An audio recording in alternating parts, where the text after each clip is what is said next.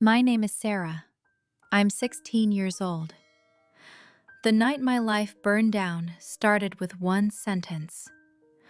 My mom kicked me out at 16. You'll be back begging in a month. My dad slammed the door in my face. I walked away, never looked back. But 11 years later, my phone lit up. 99 missed calls. They were begging me to pick up. Back then, I was just a kid with paint on my fingers and stupid hope in my chest. I'd just been accepted into a prestigious art school, the kind of place people like me only ever see on brochures. I came home clutching the letter like a lifeline, thinking my parents would finally see me. Instead, my mom read the words "School of Fine Arts" and laughed, without any humor. You think smearing colors on a canvas is a future? Absolutely not. She shredded the envelope right in front of me, little white flakes raining to the floor while my stomach turned to ice. My dad stepped closer, jabbing a finger at the portfolio I'd spent years building. You either enroll in pre-med like we planned, or you're on your own. No house, no money, no family. Choose. My cheeks burned. My hands shook so hard I had to clench my fists. Then I heard myself say, "Then I'm on my own." His eyes went dead cold. "Good. Pack your junk. You'll be back begging in a month." He yanked the front door open so violently the frame rattled, then slammed it behind me as I stepped out with one old backpack and a sketchbook pressed to my chest. I walked down that dark street, feeling my childhood snap behind me like a cut wire. I swore I would rather starve than crawl back. I didn't know that someday the begging would come from them. That night, I crashed on a friend's couch, but my mind wasn't with the blankets or a borrowed pillow. It was inside a painting I hadn't even created yet. A girl reaching for a door. Two faceless figures towering behind her. Their hands stained with ashes of burned canvases. When I finally stepped onto campus a week later, sleep-deprived, terrified, technically homeless, I felt something strange. Not safety, but possibility. The studio smelled like acrylic and turpentine. For the first time in my life, no one told me art was a waste. I scraped together my savings, paid for a tiny shared room, picked up shifts at a dingy late-night diner. During the day, I painted until my fingers cramped. At night, I scrubbed tables and pretended my feet weren't killing me. The exhaustion was brutal, but it still felt better than suffocating in that house. The first real warmth I felt came from a fellow student, a boy with wild curls and paint permanently under his nails. He looked at my first assignment, a rough charcoal sketch of those faceless parents, whistled softly. "There's anger in this, real anger. Don't lose that." I didn't realize it then, but that comment would become the seed of something darker. Revenge art. That week, I woke from a nightmare drenched in sweat. My mom taking every canvas I'd ever painted, feeding them one by one into a fireplace, smiling while the colors curled and blackened. I jolted upright, grabbed my sketchbook, started drawing the scene exactly as I'd seen it. The next day, I turned that sketch into a painting. Every brushstroke felt like a scream I'd never been allowed to let out. That piece, half confession, half accusation, got attention. Professors lingered in front of it. Students whispered, This is raw. One of them asked, "Who hurt you?" I just smiled thinly, kept painting. Money was still a constant problem.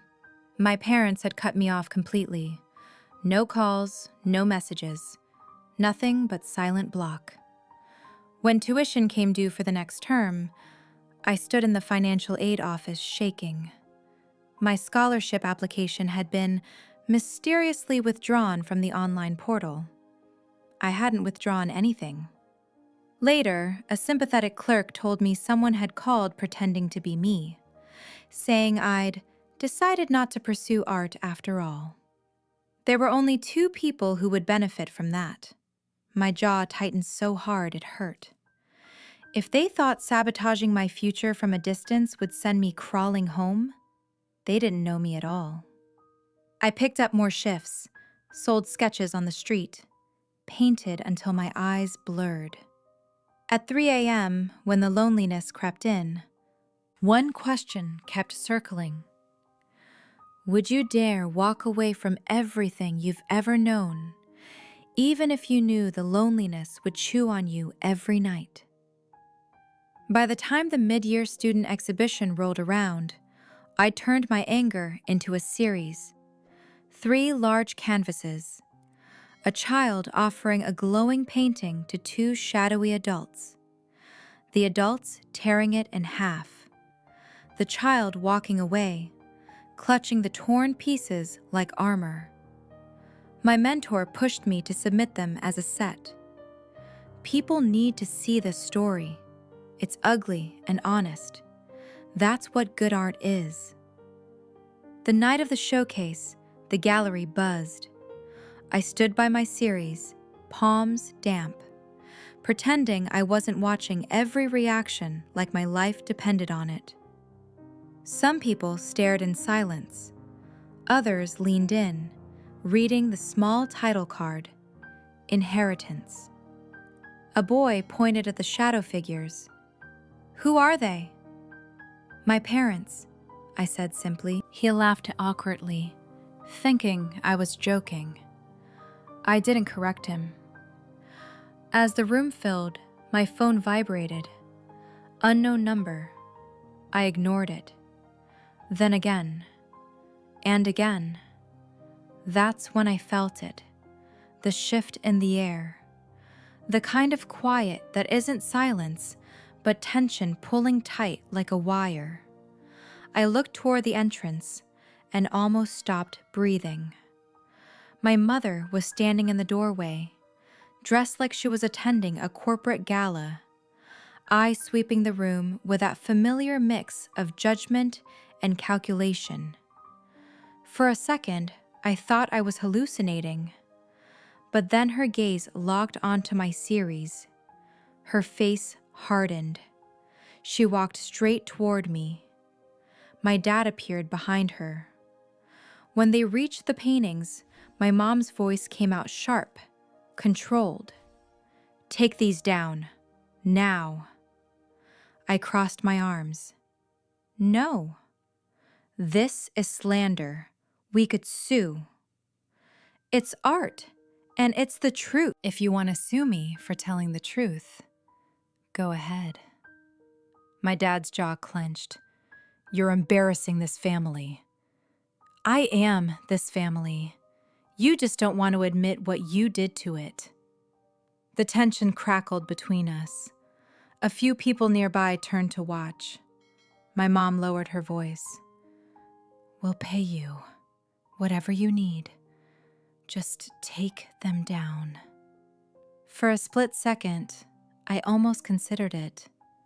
Then I remembered the door slamming in my face, the shredded acceptance letter, the nights I went hungry. "No amount of money will make me hide what you did." They left, but the damage was done. Someone had overheard. Word spread. By the time the regional competition came around, I'd created something bigger. A massive canvas titled Truth and Consequences. Towering cracked faces of my parents, foreclosure signs and hospital corridors behind them. a child walking toward a bright blank canvas. I'd hidden small details only people who knew our family would catch. My father's watch, my mother's necklace, the engraved plaque from his business, now splintered and half buried in the background. This wasn't just art, it was testimony. The morning of the opening, my inbox pinged with an email from my father, threatening legal action if I continued to defame this family. I forwarded it to my professor, who forwarded it to the competition organizers. Their reply? Artistic expression is protected. We stand by our artists. For the first time in my life, adults with power were standing on my side. When the doors opened to the public, the room flooded. Critics, local news, collectors, students. I watched from a corner as they approached my piece.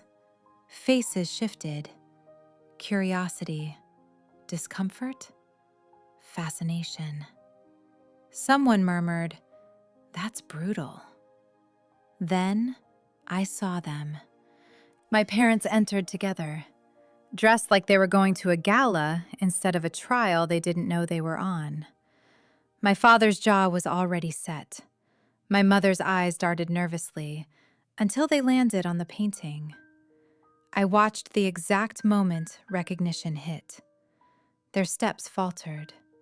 My father's face went from confusion to fury in seconds. My mother's hand flew to her mouth.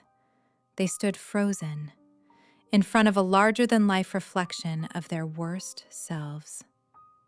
Whispers started, sharp and quick. A local journalist raised his eyebrows, glancing between the canvas and my parents. My father turned, searching the crowd, found me. Our eyes locked. He reached me, hissed low, "Take it down, now."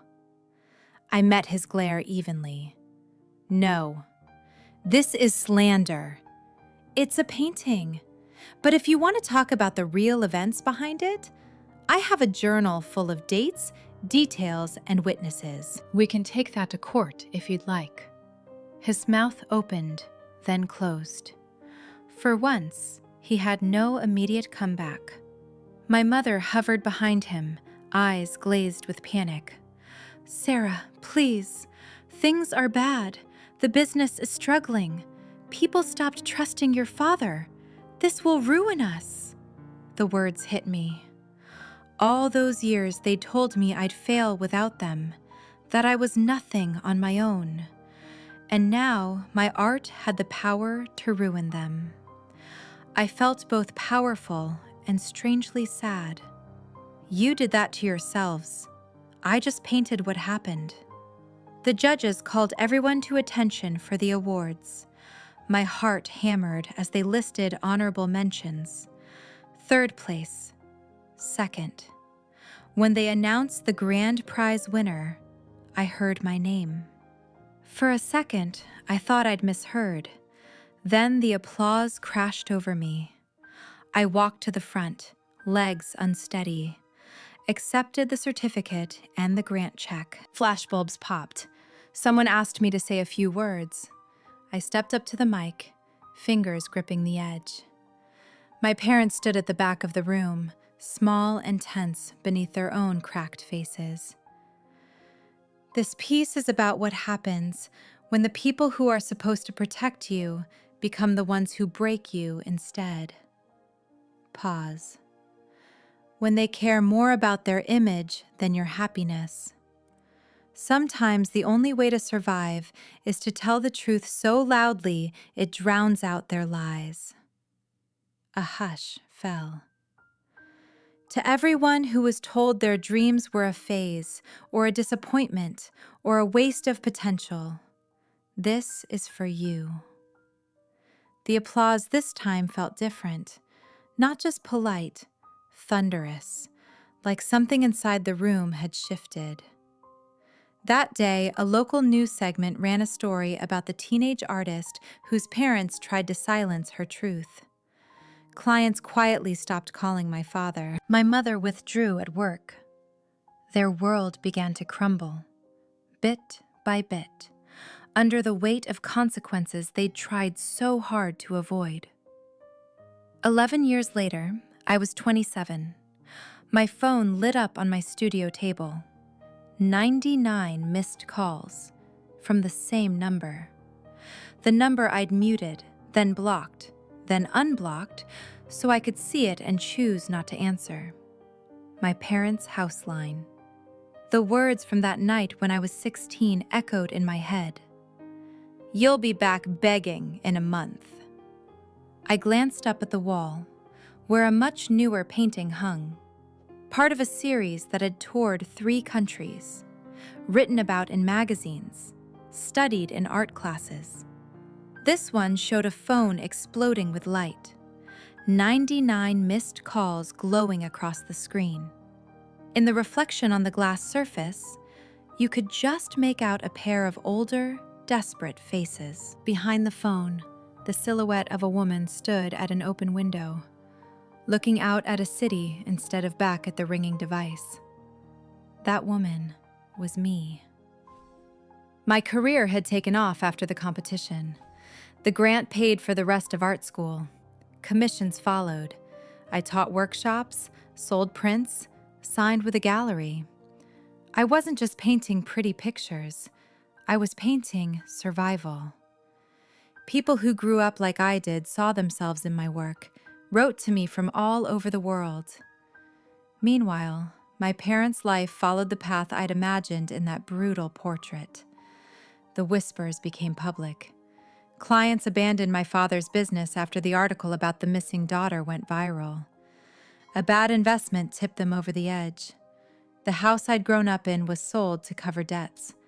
They moved into a cramped apartment far from the manicured neighborhood they once bragged about. The first time my mother called, after years of silence, I let it go to voicemail. Her voice was smaller, frayed. "Sarah, we're not doing well. Your father's health, we could really use your help. Just call me back, please." I didn't. Not then. Instead, I went to my studio and painted. Now, on this ordinary Tuesday, the screen screamed 99 missed calls. My chest felt tight, not from fear, but from the weight of what picking up or not picking up would mean. I let it ring one more time. Then, finally, for the first time in years, I answered. Silence crackled for 2 seconds. Then my mother's voice came through, raw, hoarse. "Sarah." I could hear noise in the background, hospital monitors, distant announcements. "We've been trying to reach you." I noticed. "What do you want?" Pause. Then my father's voice, weaker than I'd ever heard it. "We need help. The medical bills, the debts, we're losing everything." A bitter laugh rose in my throat.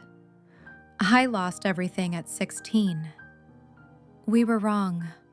About your art, about the way we treated you. I know it's too late to ask, but please, we're begging you." The word begging hung in the air, heavy with irony. They had once told me I'd come back begging. Now they were the ones on their knees. For a few seconds, I didn't speak. My mind replayed images. The door slamming, the police station, the shredded canvases, my mother's tears in the cafe, the way they'd tried to buy my silence. Then, other images. My first solo show. The message from a fan who said my work gave them courage to leave an abusive home. The kid who showed up at my signing with paint-stained hands and said, "My parents hate my art too, but I'm not quitting." I walked to the window, looking out over the city that had become my real home. Here's the thing. I built this life without you. Every canvas, every paycheck, every sleepless night. You weren't there. You were the reason I had to fight this hard in the first place. My mother's voice trembled. "We know, and we're sorry, truly. Can we at least see you? Talk? Try to fix things?" My eyes stung, but I refused to let the tears fall. "You want forgiveness now that you've lost everything. Would you have called if you were still in that big house with your perfect reputation?" Silence answered me louder than words. I already knew the truth. I could have hung up, let them drown in the consequences they'd poured on me first. Part of me wanted to. Another part, smaller but insistent, whispered that carrying this hatred forever would chain me to them just as tightly as obedience had. I took a deep breath. I'm not your safety net. I won't be your bank. I won't erase what you did. Their breath caught. I also won't be the person who watches you die on principle. I'll have my lawyer contact the hospital about a payment plan. It'll go through a foundation, not my name. Pause. You won't get my forgiveness just because you're scared. That has to be earned. Slowly, over time. And you may never fully get it. Pause. But you also won't be homeless because of me. My father started to speak. I cut him off. This is not a reconciliation. This is me choosing not to become as cruel as you were. That's it. There was a ragged sob on the other end. My mother, I think. Thank you. Thank you, Sarah. I ended the call before they could say anything else. My hands shook as I set the phone down, but there was a strange lightness in my chest, like a window had been cracked open in a room that had been sealed for too long. I walked back to the painting of the glowing phone and the woman by the window, picked up a brush. In the reflection on the glass screen, I added one tiny new detail. The faint outline of a door in the distance, not fully open, not fully closed. A possibility, not a promise. Because this was the truth. I hadn't gone back begging in a month. Instead, 11 years later, they were begging me to pick up. And I did, but on my terms. Here's what this story taught me. Sometimes the people who throw you out expect you to fail. They need you to fail, because your success proves they were wrong about you.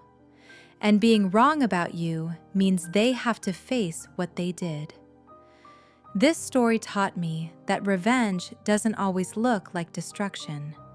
Sometimes it looks like survival. Sometimes it's just living well when they said you'd crash and burn. And here's the hardest truth. When the people who broke you finally admit they were wrong, it doesn't erase the years they made you suffer. An apology after you've already rebuilt your life isn't the same as support when you need it at most. The real lesson? You don't owe them forgiveness just because they finally ran out of options. You don't owe them anything. Not rescue, not comfort, not a second chance they never gave you. But you also get to choose whether their suffering becomes your burden to carry.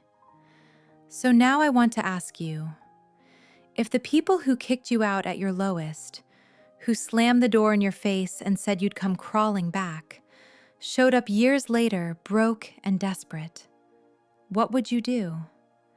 Would you hang up and let them face the consequences alone? Would you help them fully, pay their bills, forgive everything, try to rebuild the relationship? Or would you do what Sarah did, Help just enough to stay human, but not enough to let them back into your life. Maybe you'd handle it differently. Set strict conditions, require therapy first, make them prove they've actually changed before offering anything. I really want to know. Because here's the deeper question. When someone who destroyed your dreams finally admits you were right, does that validation heal anything? Or does it just highlight how much time you lost trying to prove yourself to people who should have believed in you from the start? And here's the hardest part. If you help them even after everything they did, are you being compassionate? Or are you just showing them that no matter how badly they treat you, you'll still be there to catch them when they fall? Leave your thoughts in the comments below. Because this isn't just about art, or parents, or being kicked out. It's about knowing the difference between forgiveness and letting yourself be used again. Let's discuss.